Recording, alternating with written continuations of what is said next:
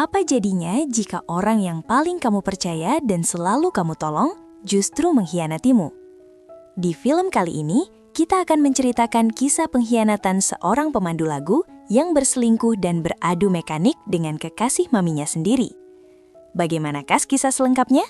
Tanpa berlama-lama lagi, mari kita langsung masuk ke alur ceritanya. Check it out. Nitigasan na naman ako sa iyo. Malaking tip. Ay, minsan. Kaya, ganyan. Ayan, tapos split. Film diawali dengan memperlihatkan keributan kecil antara seorang Elsie bernama Berna dengan seorang pelanggan di sebuah klub malam. Pelanggan itu akhirnya diamankan oleh satpam, sementara Berna ditenangkan oleh atasannya yang bernama Mirna. Sir, Sandali lang. Ayoko na dyan. Ang baho ng hininga. Setelah kejadian tersebut, Mirna kemudian memberikan arahan kepada semua karyawan agar tidak membuat masalah yang bisa merugikan klub malam itu. Kung ano ang gusto ng guests, gawin nyo. Iniis ko lang. At least, hinihingan ko naman. Setelah kejadian itu, Mirna kemudian pulang ke rumah. Di sana, ia melihat pacarnya yang bernama Tolit sedang minum ciu bersama teman-temannya. Tolit ini usianya lebih muda dari Mirna, atau sering kita sebut dengan Brondong. Setelah berbasa-basi sebentar, Mirna pun pergi ke kamarnya untuk beristirahat.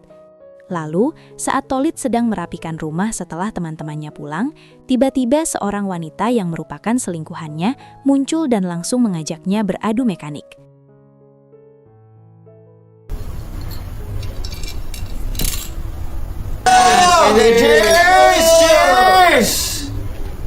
Keesokan harinya, Mirna menyiapkan sarapan untuk dirinya dan Tolit. Di sana, Mirna mengajak Tolit untuk bekerja di tempatnya karena sedang membutuhkan tenaga tambahan. Lalu, Tolit yang sedang menganggur pun langsung menyetujuinya. Ano ka ba? Loyal ako. Ito na rin, no? Pada malam harinya, datang seorang wanita muda bernama Pinky yang sedang mencari pekerjaan. Ia melihat ada lowongan, kemudian melamar pekerjaan di tempat tersebut. Pinky menjelaskan bahwa ia berasal dari desa. Ayahnya sudah meninggal, sementara ibunya pergi entah kemana. Walaupun masih muda, Pinky ini ingin bekerja agar tetap bisa bertahan hidup. Mirna pun menerimanya, karena di sana sedang membutuhkan staf baru. Malam itu, Pinky minta hanya mengamati situasi di klub malam terlebih dahulu. Lalu ada pelanggan yang tertarik pada Pinky, tetapi Mirna menolaknya karena gadis itu belum resmi bekerja.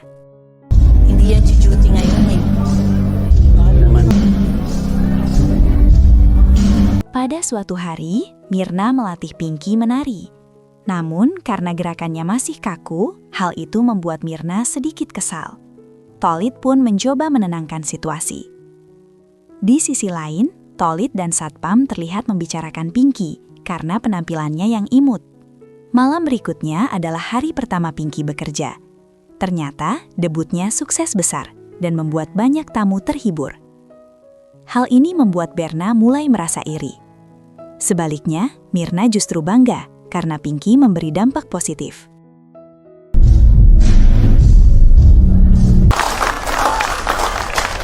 Hari demi hari berlalu, Pinky semakin populer. Seorang CEO muda meminta Mirna membawa Pinky ke mejanya dengan imbalan yang besar. Namun, Mirna menolak permintaan itu karena Pinky belum siap. Saat beristirahat, Mirna bertanya kepada Pinky apakah ia siap jika suatu saat mendampingi tamu secara privat. Kemudian, Pinky menjawab bahwa ia mampu. Melihat rasa percaya diri itu, Mirna pun mengizinkannya. Di sisi lain, Berna semakin iri melihat perkembangan Pinky. Sabi ko naman po sa'yo, ma. Kaya ko naman pong pagsabayin. Setelah menemani CEO muda tadi, Pinky mendapatkan bonus yang besar dan ia membaginya dengan Mirna sebagai tanda terima kasih. Keesokan harinya, Mirna mengajak Pinky membeli pakaian di pasar. Di sini terlihat Tolit mulai memperhatikan Pinky dan nampaknya ia mulai menyukai gadis itu. Pwede ba akong umabsent? Bagay ba to sa akin? Ay nako. Sesampainya di rumah, Mirna mengajak Pinky untuk tinggal bersamanya. karena sebelumnya Pinky hanya tinggal di tempat kerja. Na din, sabay-sabay na tayong pumasok ng... Pada suatu hari, ketika sedang berlatih menari di tempat kerjanya, Berna dengan sengaja menyenggol Pinky hingga membuat Myrna marah. Namun, Berna tetap bersikap cuek dan angkuh. Hindi ko naman sadya eh. Nagsorry.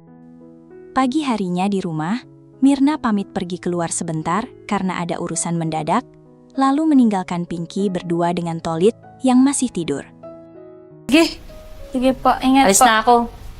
Lalu, setelah selesai mandi, Pinky didatangi oleh Tolit yang ingin memberinya hadiah pakaian baru. Namun setelah itu, Tolit memaksa Pinky untuk mencoba singkong bakarnya.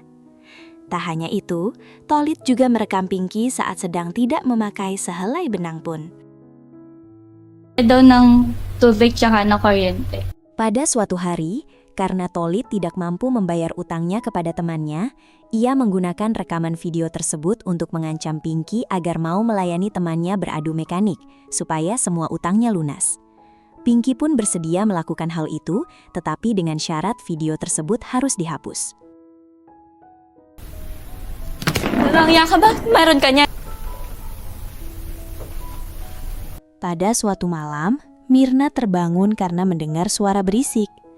Ketika mengecek kamar Pinky, Myrna mendapati Tolit sedang beradu mekanik dengan Pinky. Myrna pun marah dan langsung mengusir Tolit. Ia juga memarahi Pinky karena merasa telah dikhianati. Namun, Pinky balik marah dan memperlihatkan sebuah foto yang membuat Myrna terkejut. Ternyata, Pinky adalah anak kandung Myrna yang dulu ia tinggalkan bersama suaminya. Dahil wala ka kwentang ina! Pinilit niya lang ako. Walaupun masih memendam amarah, Pinky akhirnya memaafkan Myrna. Mereka pun berbaikan dan Myrna berjanji tidak akan meninggalkannya lagi.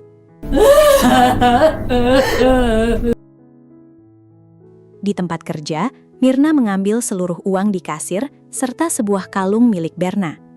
Di akhir film, terlihat Myrna dan Pinky sedang berpelukan di dalam sebuah mobil, lalu mereka pergi untuk memulai kehidupan yang baru.